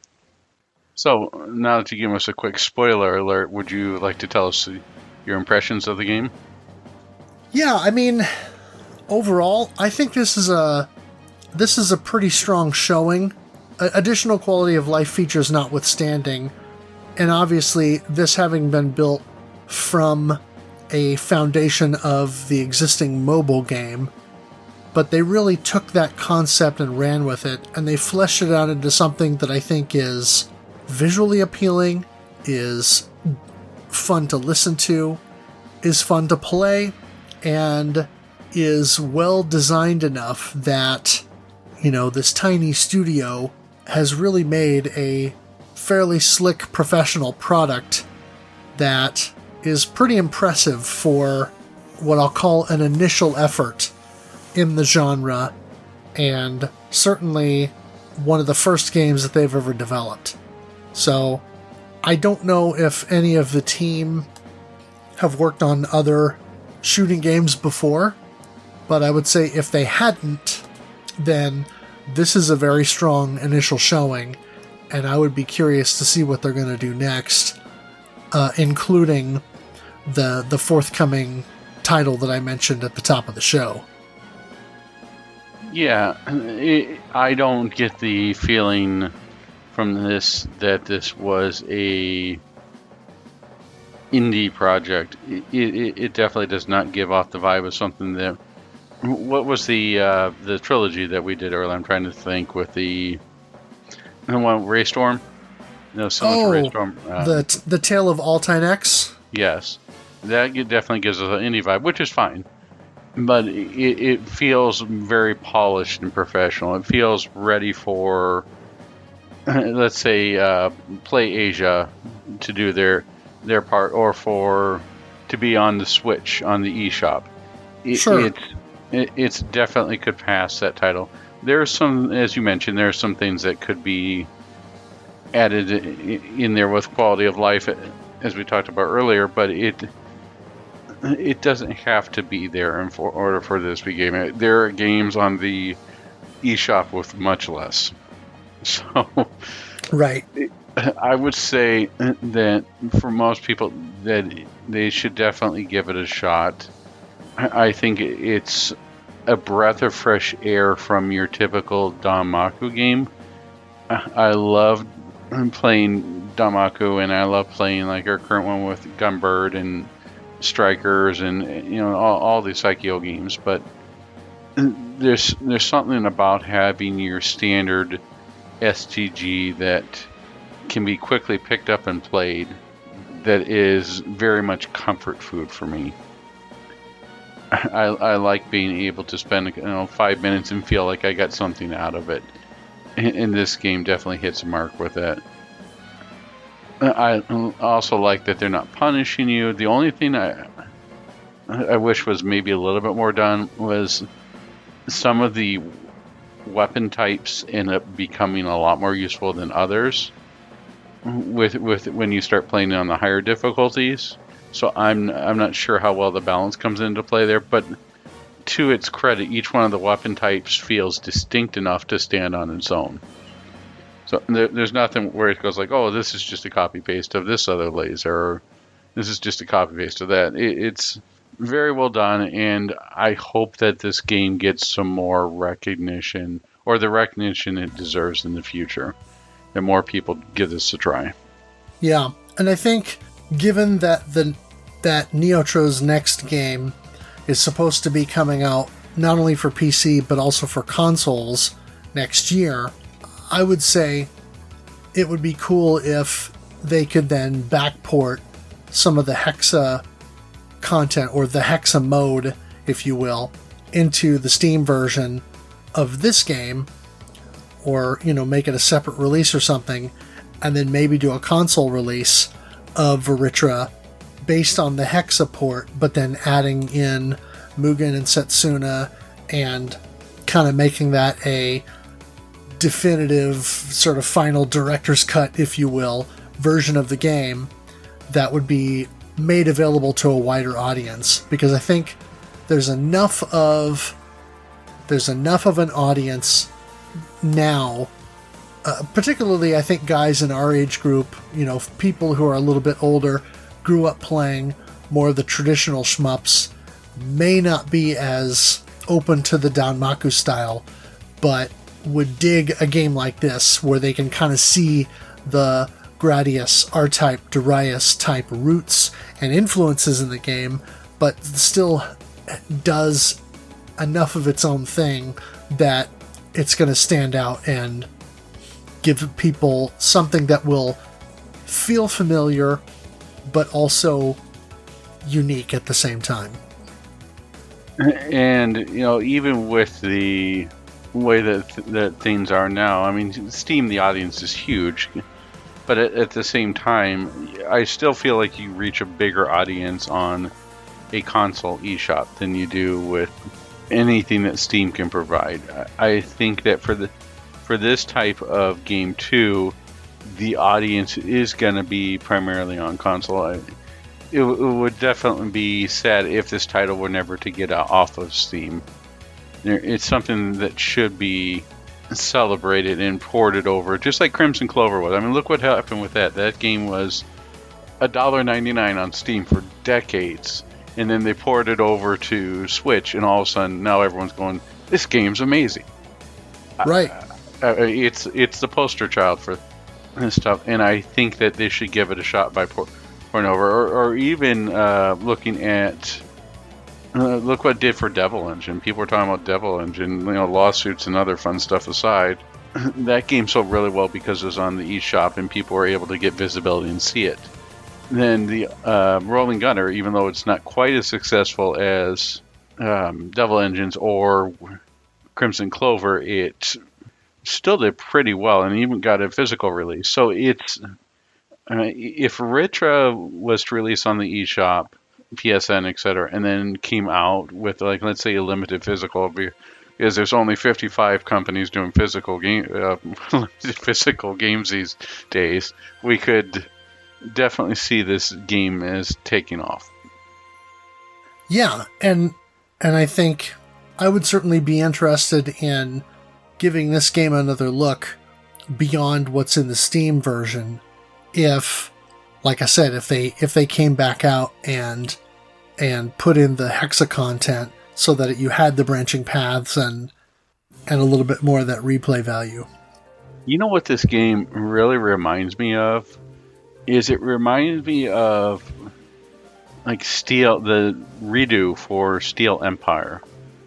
Because the feel along the same line. I mean, it's not steampunk aesthetic, but the flow of the game is very similar, and it feels like there should have been a 16-bit version of this that never existed, and this is the HD sequel. Does it sort of feel that way to you? That's an interesting observation. That hadn't occurred to me, but I think I kind of get what you're saying.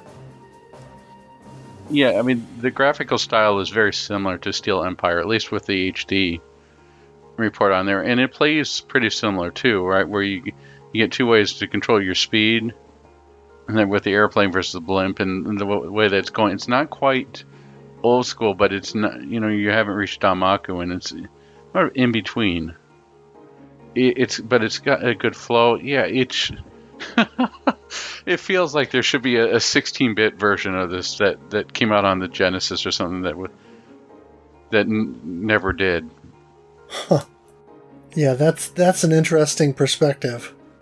I get those once in a while. All right, now that we've given our thoughts on the game, let's go on to thoughts from the RFGen community. Our first one comes to us from @b.reality. Since I got on in the Shmup Club so late in the month of April, I only had about 4 hours to spend with Vritra. So I'll share some thoughts about the game. First off, I greatly enjoyed the look of the music of this game. It was not only very visually appealing to me and my chat who watched me stream the game, but we were all digging the tunes as well. Especially Stage 3's music, so funky. A lot of us felt like the Dragon Spirit vibes from the look. That's the other thing that we should touch upon, but it really did mean some, like a spiritual successor to Dragon Spirit. Mm-hmm. I just want to look, and it turns out that it had the same artist, and it was pretty cool to find out. There you go. Also, I guess this game was based on a lot of Hindu folklore, as far as Indra and Vritra go, and found it to be pretty interesting to read about. Most of my time was spent with the normal mode, which I was able to get a 1cc of, and set a high score of 9,680,330. I thought the enemy design and bosses were really cool, and the bosses were a fun challenge to fight against. And while a lot of the game wasn't too challenging on normal mode, there was definitely some frustratingly difficult sessions. Looking at you, Stage 4. I'm sure you can relate to that. Yep. Also, Stage 4 had my favorite boss, the Hornet Killer Bee looking boss. Really enjoyed this fight and found it to be very challenging yet fair and fun. I definitely got a little bit of Euroshmup vibe from this game, although I don't say that in a bad way. Being able to take 3 hits per life was especially useful considering how big Indra's hitbox is. I originally thought the boss of Stage 5 had an unavoidable attack when he rushes you and basically sits on you, but I found a very well placed boost shot will get him off you. I will post my 1cc link below so people can see where it is. The weapon choices of the game were very hit or miss for me. From the Type A selections, I really liked the only Gradius-like weapon, which gave you the 2 options. The others felt very lackluster and only situationally useful. From Type B, I preferred the Emerald weapon that shot the rings out, and it worked fantastically for clearing the screen in front of you. I found towards the end of my playthrough, though, that the purple Type B weapon was also very strong. Wish I had more time to play that one. Yeah, that weapon feels a little bit OP, but it's almost a necessity when you play on the last 2 difficulty modes. I did briefly try out the hardest difficulty, which, as its name says, is quite hard. The amount of revenge bullets on the screen, along with the normal bullets and the size of Indra's hitbox, made it feel nigh impossible for me. I managed to make it through to stage 1, but that was about it. I also briefly played around with the Mugen and Setsuna modes, both of which had their own quirks and were fun in their own rights. Overall, I enjoyed the game, and I don't know I enjoyed it enough to come back to it, though, at least not anytime soon. I have to say, though, I was not a fan of the fact you can only fight the true last boss by playing the hardest difficulties. And that's something I could go back and forth on there. What are your takes on this one? Yeah, ideally, I think it would have been better if they would have given you the ability to fight the TLB on arcade difficulty, not locking it down to expert. Because watching that expert run on YouTube, I could see that taking a lot of time to actually be able to accomplish because of a much greater specificity of the routing and being able to deal with a lot more bullet spam on screen. Yeah, it's one of the interesting that how do you define what defines your second loop of the game there, or the TLB? And I was thinking maybe scoring or something like that might be a better barrier. I'm not quite certain on how that could be resolved. Right. He continues on to say, it would have been great to allow you to fight on lower difficulties if you made it there on 1 credit, like other games have done. That would also work. I did very much feel like a breath of fresh air, though, and a nice break from the other shmups I've been playing. I wish I had more time to put into this one this month, but coming halfway through the month, and my busy schedule didn't allow for it. I only really started to grasp the scoring mechanics after MetalFRO came into my stream and taught me how it works. But I'm happy ending this on 1cc and a half-decent score. Well, thank you very much for those thoughts. Yeah, as we talked about earlier with the TLB, 1cc would be a good idea, and maybe 1LC. There's different ways you can do this versus just having it out there with difficulty. I can see where they're coming from when they want to if you make sure that you really master the game versus just doing casual play. But there's just different ways of doing with this. Yeah. And also, I will say, if you're on Twitch, you should go follow B.Reality, because he has fun streams, and he's definitely going to be engaging in the Shmup Club. He's already playing Gunbird and has streamed that some. So definitely be checking him out. B.Reality on Twitch. So, high scores. The only ones that we got were myself and B. I ended up with the high score for the month because I was more specifically engaging in the scoring system. So I ended up with a run that was 15,592,610 points, which was not my 1cc run. I actually scored lower on that. I'm not sure quite how that happened, but I must have just been on a hot streak with ramping up the multiplier on that previous run. So anyway, and then B.'s 1cc run, that 9,680,333 was what he got. And that was both Type B. And that's one thing I forgot to mention before, is when you actually look at the leaderboard, for Mugen and Setsuna modes, it's actually broken out by each weapon type, since you select your weapon at the beginning of the stage, and that's what you stick with throughout the whole run. And so that's actually broken down by category. But then for your standard game, it's broken out by Type A and Type B for each of the difficulty levels. So I thought that was kind of a neat feature. So, final thoughts? I definitely was surprised by this game, and surprised in a good way. And I highly recommend that people give it a shot, especially when it goes on sale for Steam, and hopefully it will get ported to consoles so more people can enjoy it. Yeah, I was pleasantly surprised. When I first started the game up early in the month, I thought, well, this is kind of easy. Maybe I'll be able to breeze right through this. Then I kind of hit the wall with Stage 4 and had to grind a little bit to sort of get over that hump. But I feel like a normal difficulty clear in the game is pretty doable for someone with a modicum of skill at shooting games, and particularly someone who is into more old school games.